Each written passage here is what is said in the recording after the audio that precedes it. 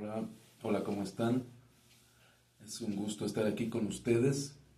Me da mucho gusto poder participar de manera remota en este primer Congreso Internacional de Filosofía Mundana, las fronteras de lo humano, la necesidad de una filosofía para la sociedad contemporánea. He preparado una ponencia agradeciendo a la organización, a las organizadoras, los organizadores de este primer Congreso Internacional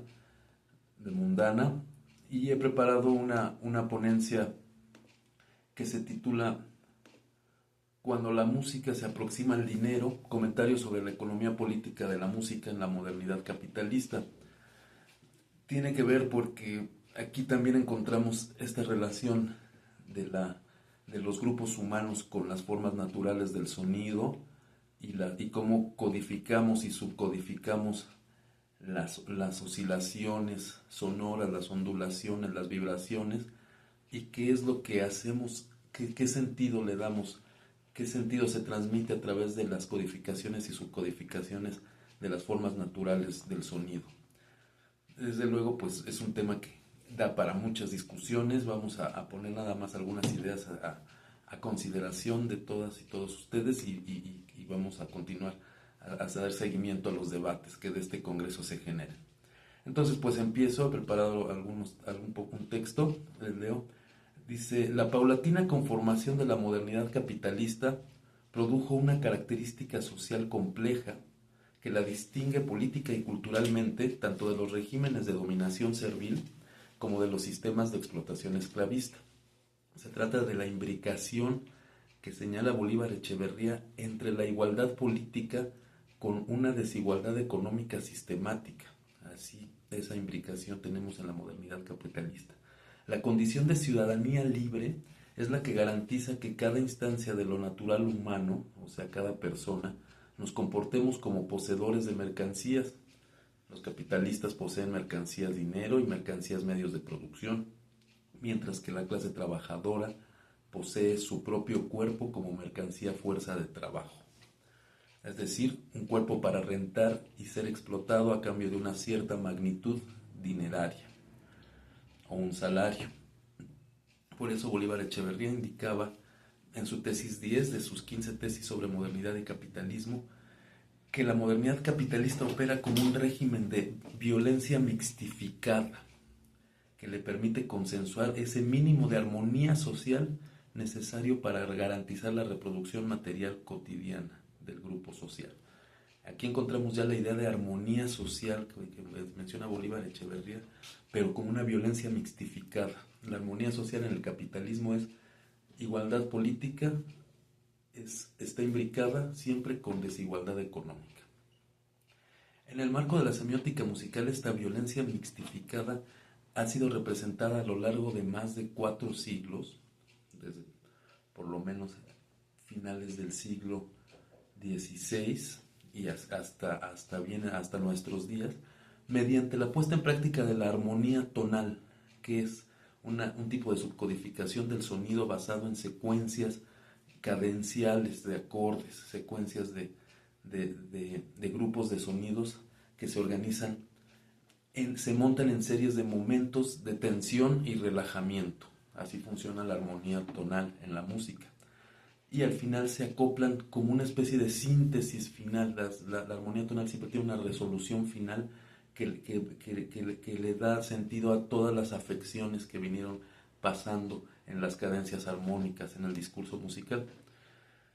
En Occidente la armonía tonal se utiliza así, según nos comenta Jacques Attali en su libro Ruidos, ensayo sobre la economía política de la música. Se utiliza para crear una representación consensual del mundo. Y siguiendo a Bolívar Echeverría, diríamos una representación consensual en el que la valorización del valor es el sentido final, es el sentido que le da armonía al grupo social en la modernidad capitalista. Entonces, por ejemplo, dice Jacques Attali en una cita: toda la historia de la música tonal, como la de la economía política clásica, se resumen en un intento de hacer creer en una representación consensual del mundo para reemplazar la ritualización perdida de la canalización de la violencia por el espectáculo de la ausencia de violencia, para imponer en los espectadores la fe en una armonía en el orden, para inscribir la imagen de esta coherencia definitiva de la sociedad en el cambio comercial y en el progreso del saber racional. Sin embargo, para poder llegar a la armonía tonal, bien entrado el siglo XVIII, se empieza a desarrollar también fuertemente en el primer barroco, en el siglo XVII, tenemos que retomar la transición o el proceso de la conformación o la proliferación de la polifonía en Occidente, puesto que el proyecto estético sonoro del mundo medieval, digamos cristiano romano, del mundo de la Edad Media, es predominantemente monódico, de una sola voz, que es el canto que conocemos como gregoriano. Entonces la apertura del canto gregoriano hacia la polifonía es lo que nos puede ayudar a comprender, o bueno, a través del cual podemos comprender la conformación de la representación del sistema tonal, que es el que nos representa esta armonía, esta violencia mixtificada en la modernidad capitalista. Pero para eso nos retrotraemos un poco más atrás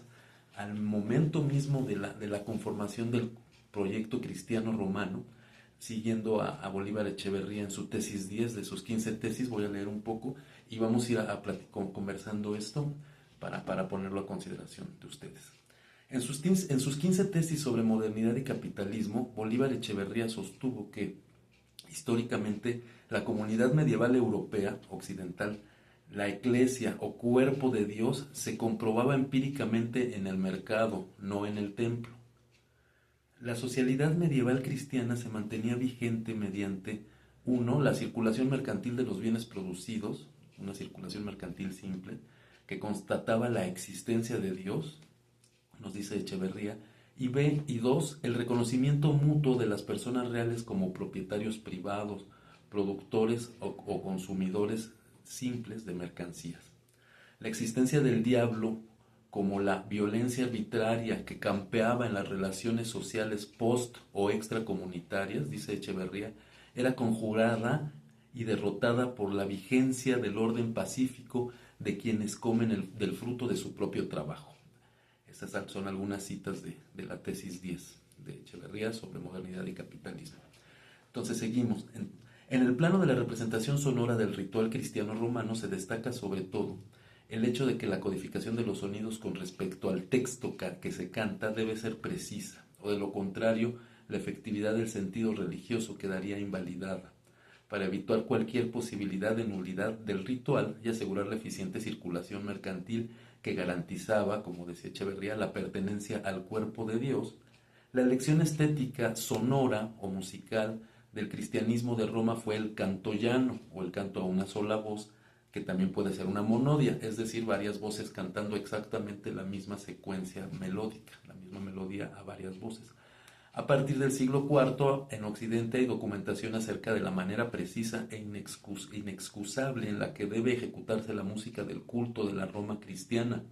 Se trata de lo que hoy conocemos como canto gregoriano, un canto al unísono que tenía como propósito la objetividad estética del ritual colectivo y la estandarización en la lectura de los textos de la liturgia.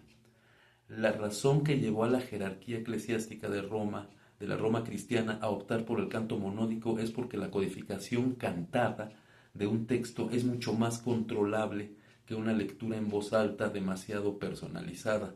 que presenta el riesgo de llenarse de excesos retóricos y expresivos. Es decir, que con el canto llano la devoción individualizada queda fuera de la liturgia, y la liturgia se codifica de una manera más exacta y disciplinada. Por ello el Papa Gregorio Magno, en el siglo VI, es la referencia de por qué le llamamos gregoriano a este canto a una sola voz, el Papa Gregorio Magno sostenía y ponía en práctica la opinión de que el coro romano era la institución encargada de conservar y cultivar la tradición del canto llano, que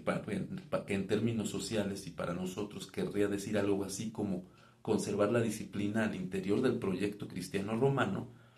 o siguiendo a Bolívar Echeverría, conservar la orientación hacia una saludable y permanente circulación mercantil, controlar el ritual, la codificación sonora del ritual favorece la saludable circulación mercantil de los bienes. Por eso, el historiador Henry Reynor y la mayoría de las fuentes históricas nos dicen que el canto de la Iglesia Católica tenía que ser la voz de la Iglesia y no la de los individuos. Sin embargo, este proyecto estético contiene ya en su núcleo la semilla, digamos, de su propia fragmentación, de su propio fracaso, pues tan pronto como la música se admite como recurso práctico, nos dice este historiador Reynor, comenzó a reivindicar su independencia mediante tropos o melismas decorativos, sumamente decorativos, ornamentaciones. Dice, aunque la composición de tropos o melismas, que son las variaciones melódicas que se hacen en la voz ornamentales, se realiza en el anonimato históricamente, dando margen a la operación pública, a la autoridad de la jerarquía eclesiástica que controlaba los procesos de representación del ritual sonoro. La disciplina y frugalidad del canto llano o monódico se veía amenazada también por el hecho de que existe una complejidad natural que surge al combinar voces blancas, infantiles, con voces de adultos. Esta complejidad fue imposible de evitar debido a la necesidad de formar cantantes para los coros eclesiásticos, provocando que en el seno mismo de la enseñanza de la música para el culto se produjeran los discantos naturales, es decir, la apertura a dos o más voces, en lo que la música se llama en octavas, que abrían el campo al desarrollo de la polifonía, aún dentro de la tradición musical litúrgica más estricta de la música escrita. Es decir, se controlaban las ornamentaciones, se controlaban las posibles variaciones, pero aún así en las formas naturales del sonido, al formar, incluso en un contexto patriarcal, en coros completamente masculinos, al formar voces infantiles, voces blancas, hay una diferenciación, un discanto, una voz cuya forma natural siempre es más aguda, y entonces se produce un desdoblamiento que ya tiende hacia la polifonía, que es lo que en música le llamamos, o se le llama cantar en octavas, la misma voz pero separada por un registro, en términos de oscilaciones de ondas, por el doble de las oscilaciones, es el doble de la frecuencia de onda. Entonces, el proyecto cristiano rumano, su proyecto estético monódico, se ve también en sí mismo, por las propias formas naturales del sonido, se ve fragmentado, se ve debilitado, y esto coincide también que con el ascenso y la sofisticación del desarrollo de los intercambios mercantiles en la vuelta entre el primer y segundo milenio de la era cristiana, debido a los cambios cualitativos y a una intensificación cuantitativa de los intercambios mercantiles, se produjo también la aparición en cambios de la representación del ritual sonoro, puesto que la música empieza a reflejar también la capacidad técnica de intercambiar de maneras cotidianas. Al igual que las mercancías, se empieza a reflejar el cambio en el intercambio entre lo secular y lo litúrgico, entre lo profano y lo sacro, entre lo cómico y lo dramático. Entonces, la polifonía coincide la conformación de la polifonía con una sofisticación, o refleja la sofisticación de los intercambios mercantiles. La proliferación del mercado crediticio restó objetividad en el plano social, por ejemplo, al monopolio monástico sobre buena parte de los intercambios materiales, como la regulación testamentaria, comercial y de compraventa de inmuebles, entre otros, y provocó un debilitamiento de esta imbricación unívoca del canto monódico entre el texto sagrado y la forma canónica de interpretarlo. Entonces, es un largo proceso, pero a lo que apunta y lo que les quiero comentar y poner a su consideración es que este desarrollo de la polifonía, que ha sido considerado como la fase más decisiva por Alfred Mann, un autor que estudia la polifonía, la fase decisiva de la música en Occidente, que más se debe de comprender, que debemos de comprender con plenitud para entender el desarrollo de la música en Occidente, coincide con esta proliferación de los intercambios mercantiles, y estos intercambios mercantiles que nos van a llevar hacia la reforma protestante, hacia la contrarreforma católica, hacia la modernidad propiamente social en Occidente, en el que el proyecto cristiano romano ya está escindido y fragmentado, y en el que la música se comporta como el dinero, en el sentido, se comporta al igual que el dinero en el sentido de que se mueve entre grupos sociales ya en la modernidad. Una vez que se desarrolla la polifonía y que empieza a conformarse el sistema tonal, digamos, estamos hablando de siglo XVI, XVII y XVIII, la música empieza a comportarse como el dinero, porque funciona como una promesa de unificación de este mundo fragmentado occidental, del proyecto cristiano romano, una vez que está fragmentado en cortes, en poderes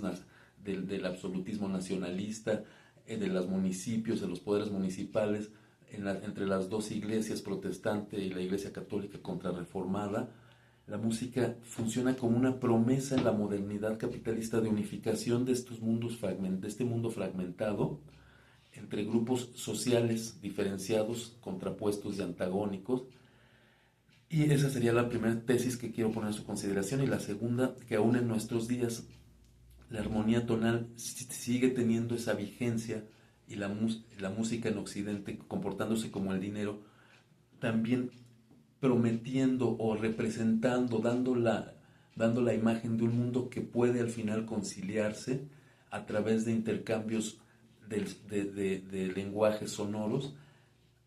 y es un mundo en el que la igualdad política está imbricada necesariamente con la desigualdad económica sistemática. Entonces esas dos serían las tesis que yo les quería comentar. Nada más esto, de cómo la música funciona como un intento de unificar la fragmentación del mundo moderno, y segunda, siempre reflejando la igualdad política, pero que también siempre está imbricada con la desigualdad económica, y desde luego también ahí se cuela las cadencias masculinas y femeninas, la desigualdad entre roles de género. Pero bueno, hay mucho que discutir en este respecto. Esto es solo un punto de partida. Me da mucho gusto estar con ustedes y les mando muchos saludos, y estoy aquí al pendiente del debate.